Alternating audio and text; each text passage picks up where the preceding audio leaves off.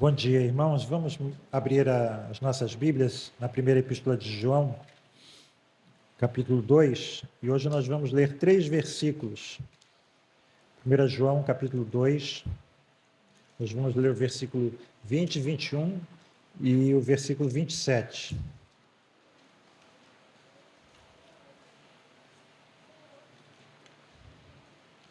João, capítulo 2,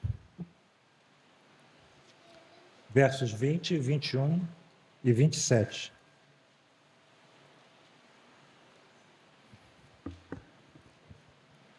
Diz assim o texto: E vós tendes a unção do Santo e sabeis tudo. Não vos escrevi porque não soubesseis a verdade, mas porque a sabeis, e porque nenhuma mentira vem da verdade. E a unção que vós recebestes dele fica em vós, e não tendes necessidade de que alguém vos ensine, mas como a sua unção vos ensina todas as coisas, e é verdadeira, e não é mentira, como ela vos ensinou, assim nele permaneceis. Que Deus possa, conforme a oração do nosso irmão, abençoar a leitura e a exposição da sua santa palavra. Irmãos, recapitulando aqui o que nós já vimos nos versículos 18 a 28, nós vimos que João está tratando aqui não de um perigo que vem de fora da igreja, mas de um perigo que vem de dentro da igreja. É o perigo dos falsos mestres, dos anticristos, né? É o perigo da doutrina falsa. E esse é o tema dessa sessão aqui da epístola. É o perigo de nós sermos desviados da verdade, o perigo de nós sermos seduzidos pela mentira. E o apóstolo João aqui nos dá, ou nos já deu, 3 características dos falsos mestres. A primeira característica está no versículo 19. Eles abandonam a comunhão da igreja. Obrigado.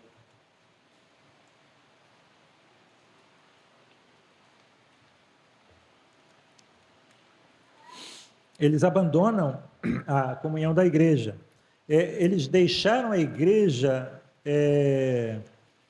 por vontade própria. Eles mesmos saíram da comunhão cristã. Eles não foram excluídos, eles não foram excomungados. Antes que isso acontecesse, eles já haviam saído. Em segundo lugar, versículos 22 e 23, eles negam a fé. Por isso, por mais sedutores que eles sejam, por mais simpáticos e educados que eles pareçam, os ensinos deles são totalmente enganosos. E em terceiro lugar, verso 26, eles tentam enganar os fiéis. Eles podem se apresentar como ovelhas, mas sob a superfície eles são lobos.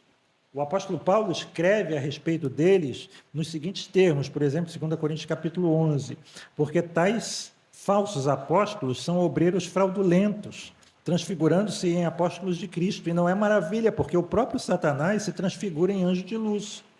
Não é muito, pois, que os seus ministros se transfigurem em ministros da justiça.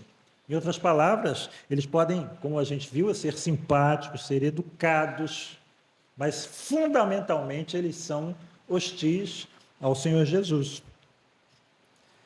Mas, irmãos, esses 3 versículos que nós vamos considerar, nesses 3 versículos, João está escrevendo não sobre aqueles que saíram da igreja, mas sobre aqueles que permaneceram na igreja e para aqueles que permaneceram na igreja.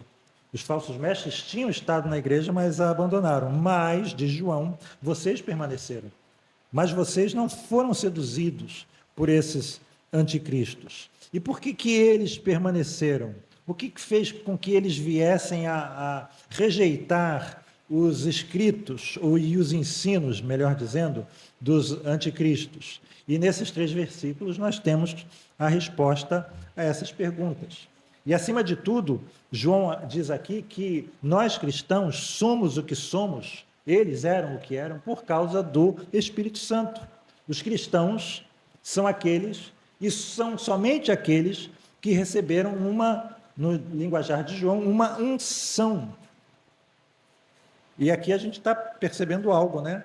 não são só certos líderes que são magicamente ungidos à parte do povo de Deus.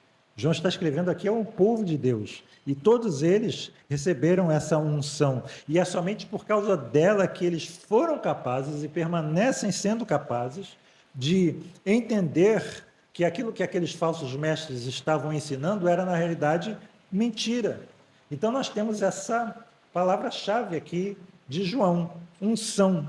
João usa essa palavra para descrever a influência do Espírito Santo sobre o crente, sobre mim, sobre você. E foi somente por causa disso, foi somente por causa dessa unção, e é continuamente somente por causa dela que aqueles irmãos e nós permanecemos fiéis à verdade. Então, em resumo, o que João está dizendo é o seguinte: aquelas pessoas abandonaram a comunidade da fé porque elas não conheciam a verdade, mas vocês a conhecem porque vocês têm a unção.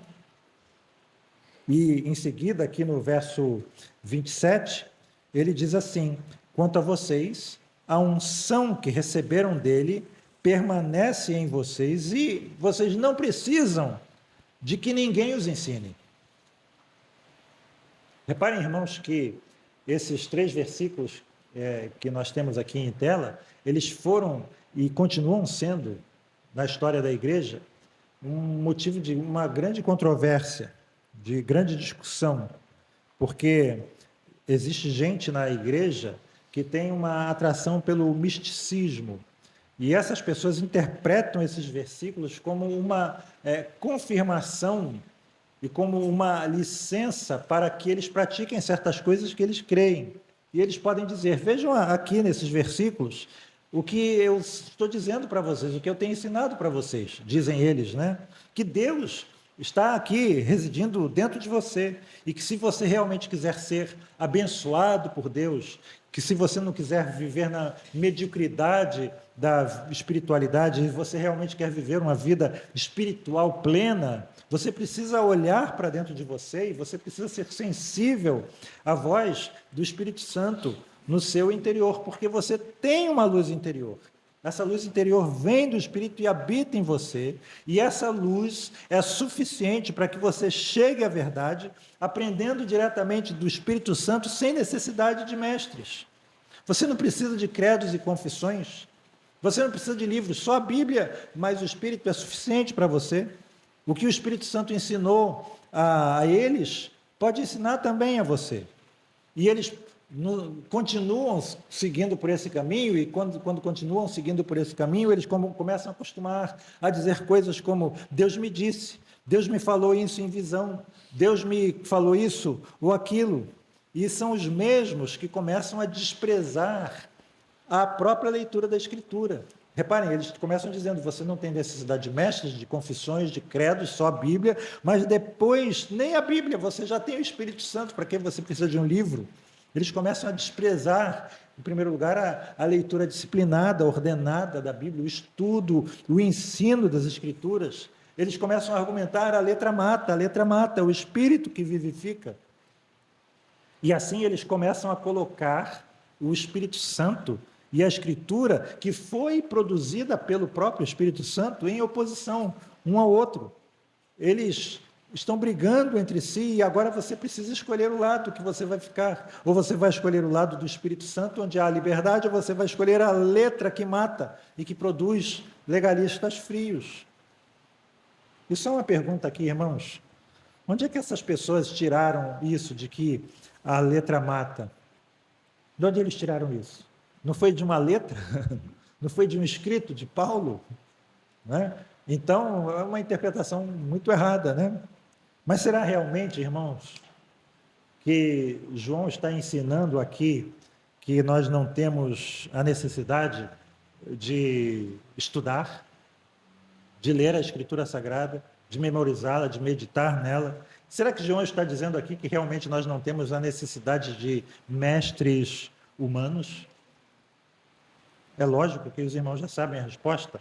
Evidentemente que não. Porque se nós concluirmos dessa forma, nós estaremos negando o ensino amplo das Escrituras. Muitas passagens da Bíblia que falam da necessidade do trabalho de mestres na igreja. Eu cito só 4, dentre muitas.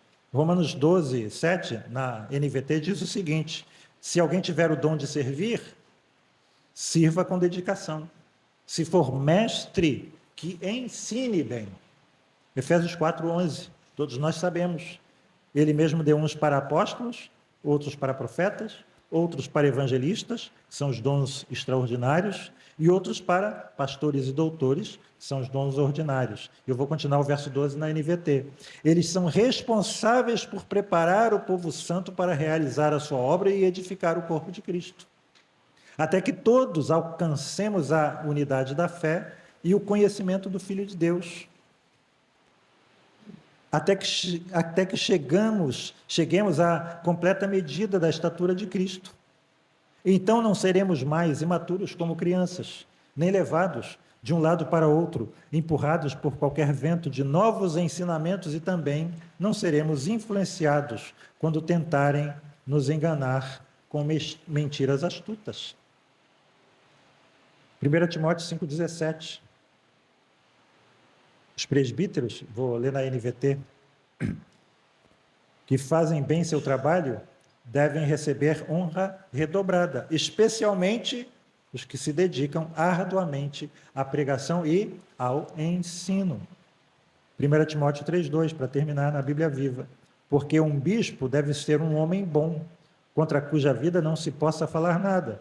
Deve ter apenas uma mulher, deve ser trabalhador cuidadoso, sensato e respeitável, deve ter prazer em receber hóspedes em casa e, finalmente, deve ser um bom mestre nas Escrituras, ou das Escrituras, apto para ensinar na nossa versão. E, então, irmãos, além disso tudo, se realmente João quis dizer que os crentes não precisam de mestres humanos, e se realmente a letra mata, por que João escreveu essa carta? Por que João escreveu tantas palavras? Reparem o verso 21. Notem aí, lhes escrevi. Então, o que, afinal de contas, João quer dizer com vocês não têm necessidade de que alguém lhes ensine? O que João quis dizer com isso? O simples contexto mostra aqui que é evidente a referência que João está fazendo aos falsos mestres. Em outras palavras, João está dizendo o seguinte, que os seus destinatários não precisavam que aqueles falsos mestres viessem a eles para lhes dizer a verdade, ou a verdade entre aspas, porque eles já estavam firmes nela, mediante a presença, a unção, o poder do Espírito Santo na vida deles. Eles não precisavam de novas verdades, eles já tinham as velhas verdades. Então nós podemos resumir o ensino aqui da seguinte maneira: a Escritura é a nossa proteção externa e objetiva, enquanto que a unção do Espírito Santo é a nossa proteção interna e subjetiva. E aí, a grande questão, é essa: você vai escolher a letra ou o espírito? É igual a história, você vai escolher remar com o remo direito ou o remo esquerdo? Ou qual é a asa mais importante do avião, a asa direita ou a asa esquerda?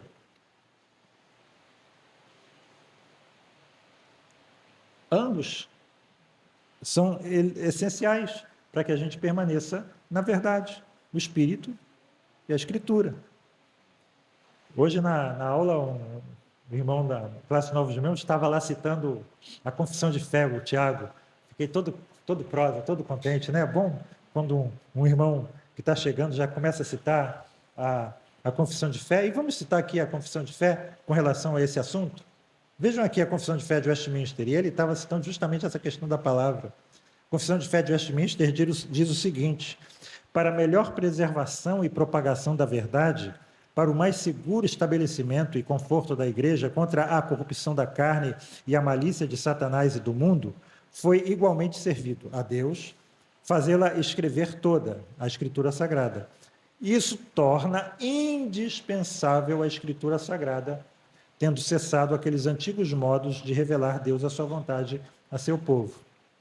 E seguindo a confissão de fé, pelo testemunho da igreja, podemos ser movidos e incitados a um alto e reverente apreço pela Escritura Sagrada, a suprema excelência do seu conteúdo, a eficácia da sua doutrina, a majestade do seu estilo, a harmonia de todas as suas partes, o escopo do seu todo, que é dar a Deus toda a glória, a plena revelação que faz do único meio de salvar-se o homem, as suas muitas outras excelências incomparáveis e a completa perfeição são argumentos pelos quais abundantemente se evidencia ser esta a palavra de Deus. Contudo, a nossa plena persuasão e certeza da sua infalível verdade e divina autoridade provém da operação interna do Espírito Santo, que, pela palavra e com a palavra, testifica em nossos corações. Reparem, a elaboração cuidadosa dos nossos símbolos de fé. Vejam o Catecismo Maior na pergunta 2. A pergunta é: de onde se infere que há um Deus? Resposta: a própria luz da natureza no espírito do homem e as obras de Deus claramente manifestam que existe um Deus. Porém, só a sua palavra e o seu espírito, sempre em par, revelam de um modo suficiente e eficazmente aos homens para a sua salvação. Pergunta 42. Como exerce Cristo as funções de profeta? Cristo exerce as funções de profeta, revelando à igreja em todos os tempos, pelo seu Espírito e palavra. Pergunta 72. O que é a fé justificadora? A fé justificadora é a que salva. É operada pelo Espírito e pela palavra de Deus no coração do pecador. Pergunta 76. O que é o arrependimento que conduz à vida? O arrependimento que conduz à vida é uma graça salvadora operada no coração do pecador pelo Espírito e pela palavra de Deus. Pergunta 155. Como a palavra se torna eficaz para a salvação? O Espírito de Deus torna a leitura, e especialmente a pregação da palavra, um meio eficaz para iluminar, convencer e humilhar os pecadores, para lhes tirar toda a confiança em si mesmo e os atrair a Cristo, para os conformar à sua imagem e os sujeitar à sua vontade, para os fortalecer contra as tentações e corrupções, para os edificar na graça e estabelecer os seus corações em santidade e conforto mediante a fé para a salvação. Repararam, irmãos, o par não pode ser dissociado. O Espírito não pode ser dissociado da palavra. Não é escolher entre um e outro. São os dois ao mesmo tempo. A palavra sem o Espírito é letra morta. O Espírito sem a palavra, ele é o Espírito sem a espada, digamos assim. Ele usa a palavra que ele mesmo elaborou, que ele mesmo criou, para fazer tudo que é necessário para nós, nos dar a salvação e nos manter na salvação.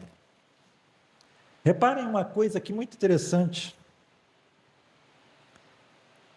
Segundo, ainda tenho a pergunta 67, que é a vocação eficaz? Vocação eficaz é a obra do poder e graça onipotente de Deus, pela qual, do seu livre e especial amor para com os eleitos, e sem que nada neles o leve a isso, ele, no tempo aceitável, os convida e atrai a Cristo pela sua palavra e pelo seu Espírito. Agora reparem um detalhe aqui muito importante da pergunta 68. Pergunta 68. Os eleitos são os únicos eficazmente chamados? Os eleitos são os únicos eficazmente chamados? Resposta: todos os eleitos e somente eles. Igual que João está dizendo aqui. Só nós e somente nós, todos nós e somente nós temos a unção. Todos os eleitos e somente eles são eficazmente chamados.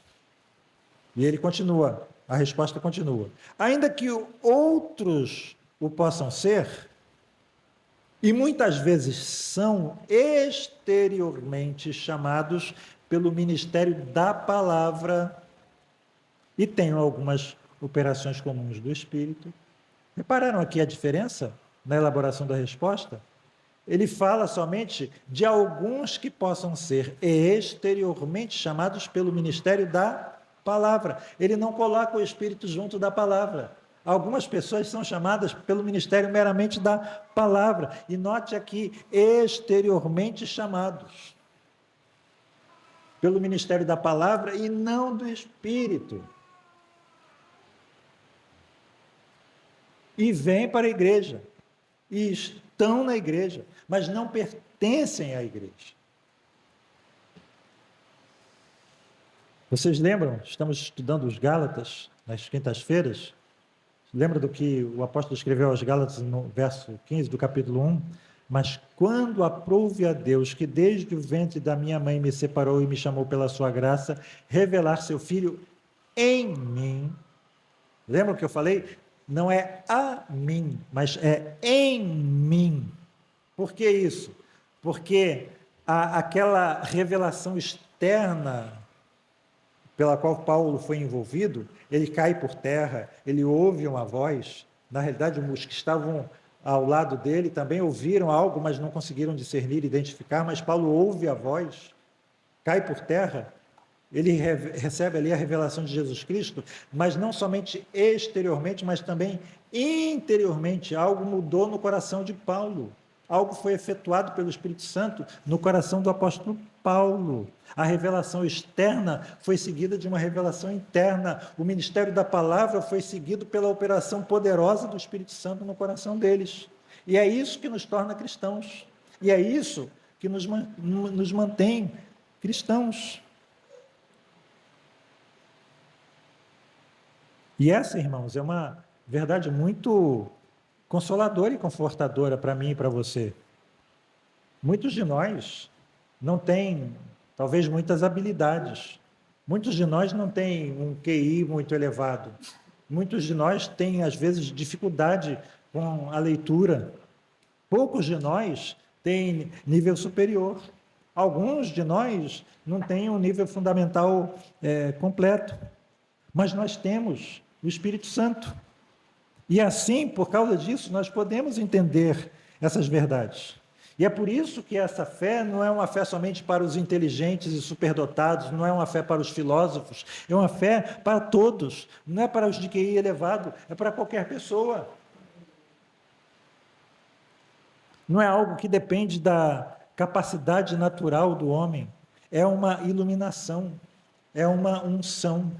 Por isso que Jesus diz, quando João afirma, tu és o Cristo, Filho do Deus vivo, e ele diz, você é um homem bem-aventurado, Simão, filho de Jonas, porque não é a carne e o sangue que te revela isso, mas é meu Pai, que está no céu, é a unção do Espírito Santo, é o Espírito Santo que nos capacita, que capacita homens e mulheres, para que vejam e compreendam essa natureza espantosa da salvação. Nós vamos ver isso na semana que vem.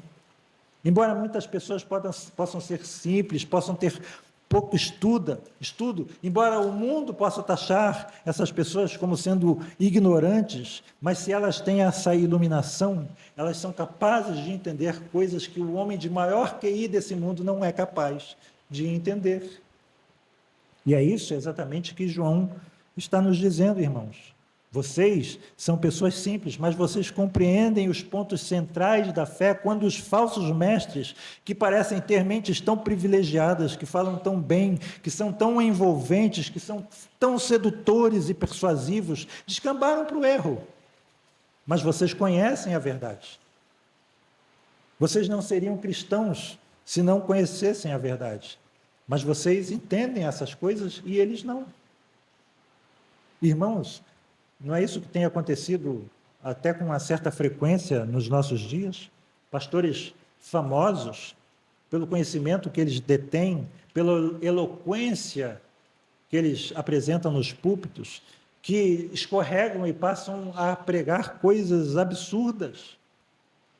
Mas temos irmãos mais simples que permanecem firmes na fé. Por isso, irmãos, para terminar aqui, o propósito de João exatamente isso, não foi comunicar um novo ensino, não foi dar uma nova revelação, mas foi conduzir aqueles irmãos a aplicar aquela situação perigosa que eles estavam enfrentando, o conhecimento que eles já tinham, eles não precisavam de um conhecimento maior, o conhecimento que eles já tinham já era o suficiente, E a aplicação que nós temos para nós é a mesma. A maior defesa que nós temos é aplicar aquilo que nós já sabemos. Nós não precisamos de nenhuma nova verdade. Nós não precisamos de nenhuma nova revelação. O que nós precisamos é que a verdade que nós já conhecemos seja usada com sabedoria e com eficácia em nossas vidas. Lembra de Martinho Lutero? Abre aspas. Qualquer ensinamento que não se enquadre nas Sagradas Escrituras deve ser rejeitado, mesmo que faça chover milagres todos os dias. Paulo escreveu aos Romanos o seguinte: e certo estou, meus irmãos, sim, eu mesmo a vosso respeito, de que estáis possuídos de bondade, cheios de todo conhecimento, aptos para vos admoestardes uns aos outros. Entretanto, vos escrevi, em parte mais ousadamente, como para vos trazer isto de novo à memória, por causa da graça que me foi outorgada por Deus. Repare que os romanos não necessitavam ser ensinados a respeito de coisas novas, mas serem lembrados, trazidos à memória das coisas antigas que eles já haviam aprendido. 1 João 2, 24. Portanto, o que desde o princípio ouvistes, permaneça em vós. Se em vós permanecer o que desde o princípio ouvistes, também permanecereis no Filho e no Pai. E o que foi que eles ouviram desde o princípio, irmãos? O que nós ouvimos desde o princípio? O Evangelho, a doutrina dos apóstolos. E essa é a mensagem que permanece exatamente a mesma, não muda. Paulo já havia advertido a respeito de uma das características daquela última hora que João estava dizendo que eles estavam vivendo. 2 Timóteo 4,3, virá o tempo em que não suportarão a sã doutrina, mas tendo coceira nos ouvidos, amontoarão para si doutores conforme as suas próprias concupiscências. Ter coceira nos ouvidos é o quê? É correr atrás de novidades, é correr atrás de novos mestres, é adorar novidades, é se perder em especulações e nunca chegar ao conhecimento da verdade. E isso é uma marca daquele que não tem ao Senhor Jesus.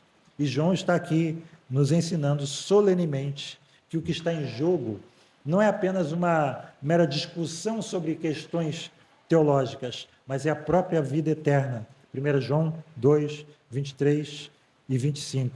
Qualquer que nega o Filho, também não tem o Pai. Mas aquele que confessa o Filho, tem também o Pai. E esta é a promessa que ele nos fez, a vida eterna. Que Deus nos abençoe, irmãos. Amém.